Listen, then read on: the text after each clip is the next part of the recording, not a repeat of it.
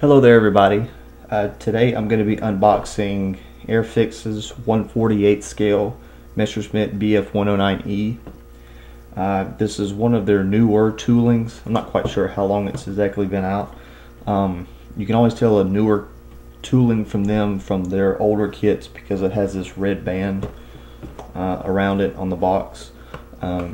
This kit is one of their, this is the early variant of the Messerschmitt. It was replaced in 1941 by the F variant, in 1940 and in 1942 by the G variant, and that was the one that served throughout the course of the war. Was the G variant. That was the last version that was produced. We have markings for 3 different types of planes here. So let's crack this thing open and see what's inside.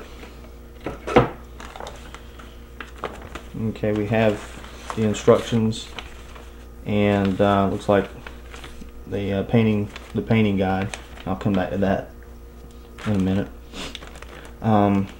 There's the clear canopy parts. They're segmented, so you can position the canopy open or close, however you'd like to do that. Here's the parts for the main body of the plane. This kit has recessed panel lines.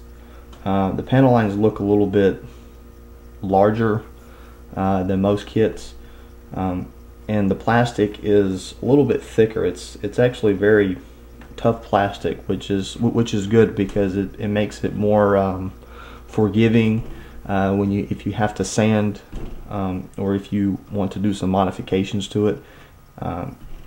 But the panel lines being a little bit deeper, this means that if you're sanding, like taking off a seam line or sanding over it, you won't have to go back and rescribe that panel line, so that's a good thing.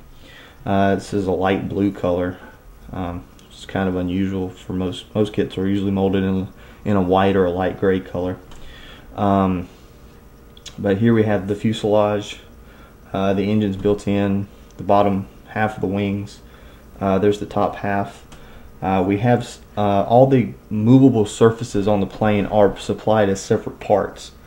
Here's the rudder, and this is the tail piece, and these are the elevators that go with the tail, and these are the leading edge slats that go on the front of the wings here. And we have the ailerons and flaps, which is really nice, and that's really good that they took the extra time to make those as separate parts, because it's always nice to be able to position them how you would like to give it a more realistic effect. And here's the other sprue. This is just the interior parts. We have the cover for the engine. Got a little pilot over there. You got 3 different options of your propeller spinner. There's the propeller itself. We got the bombs and the fuel tanks and the intakes. So that's about it for this kit. We also have 2 different types of landing gear. You have these, which are for if you wanted to position the landing gear up, and Airfix also sells a stand that will come with their kits to where you can display it, like in flight mode. And we also have the basic, the tires, which have the bulges at the bottom to simulate weight being on them. Have these tires, and we have the separate covers that go with them. So that's really nice. They give you some options, but it still retains a lot of simplicity. It's still a fairly easy build from what it looks like. Here's the markings. We had the stencil markings up here and the tactical markings at the bottom. The one marking that is not on here is the swastika. Some kits will supply this as the one decal swastika, and some kits will supply it as a 2-piece. It looks like 2 little hooks, and you put them together and it forms a swastika. And I'm thinking this is because some countries don't allow the swastika to be displayed, even if it's on a model kit that's going to be inside your house in a display case. It's still kind of offensive to some European countries. but that's not a problem because I have extra swastikas that I can put on there. But that's about it as far as the unboxing goes and the parts overview and the parts layout. It looks like a really good kit, and it looks like it's got a lot of good engineering behind it. Let me flip through the instruction book here.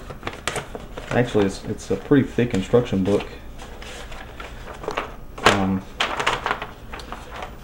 All the painting references are for Humbrol paints. So my issue with the instruction book here is that when it lists a paint, when it lists a part to paint, it would be better if it listed like the paint name, like this would be RLM 71 or RLM, you know, 02 or a light gray or a dark gray. If it would list the actual paint name rather than just a number, because you know it's a lot easier to find, you know, a paint name and number. It just simplifies the process a little bit better.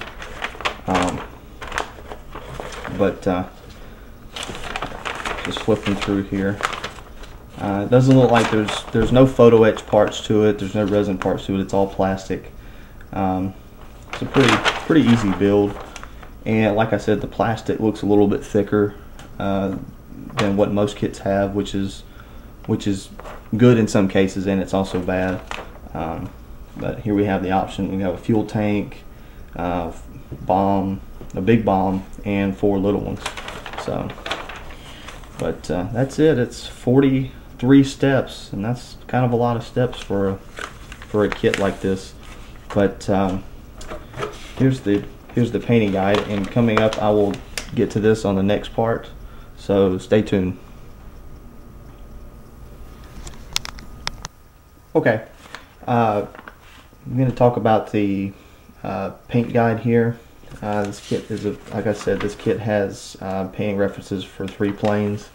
The paint scheme is the early war RLM 02 over RLM 71, and the fuselage color is RLM 65, which is a light blue. For the RLM 02, I'm going to probably be using Vallejo's Model Air RLM 02. They call this light gray green. The Humbrol recommendation of slate gray is, in my opinion, off, and from the references of what I've seen elsewhere, it's not accurate. Their slate gray is a lot like, to me, is RLM gray, which is a lot like this color.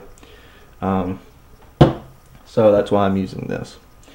For the RLM 71, which is a dark green, I'm going to be using, to me, is Japanese Army green. This is about the closest I can find to this color. Another substitute would be to use the Tamiya field gray color. It's virtually the same. I think the field gray may be a tad bit lighter. And for the RLM 65, the aircraft blue, it's actually a light blue here. They have it as marked as kind of a light gray color. That's probably an error in printing. But for that, I'm going to be using the light blue from Tamiya, mixed with probably a little bit of white. So, and the yellow is just a standard yellow. I have might need to mix a little bit red or orange with that. But for the yellow, one thing about the yellow is, and this is a tip that can be handed down, is that yellow has a tendency to not cover very well. It's a lot more transparent than a lot of other colors, and so the best way to get good coverage, good color coverage with yellow, especially with an airbrush, is to airbrush a coat of white under the areas that you want to paint yellow. That'll make it, it'll make your yellow a little bit brighter, but it'll make your yellow cover better. So that's a tip right there. I'm probably not going to paint it in this scheme. Probably going to paint it in one of these 2 other schemes. But for future reference, yeah, paint a coat of white, and then paint yellow on top of that. But that's it for this kit. Like I said, it seems pretty accurate. Here's a template of what the color scheme sort of looks like. I made a bunch of templates with the different RLM colors that I had, just so I'd kind of know as a reference. And the RLM 65 is going to be about this color right here. That is Vallejo RLM 02 and Tamiya XF13. So I'll get started on this sometime, and we'll post it up a video when I'm done. Till then, see y'all next time.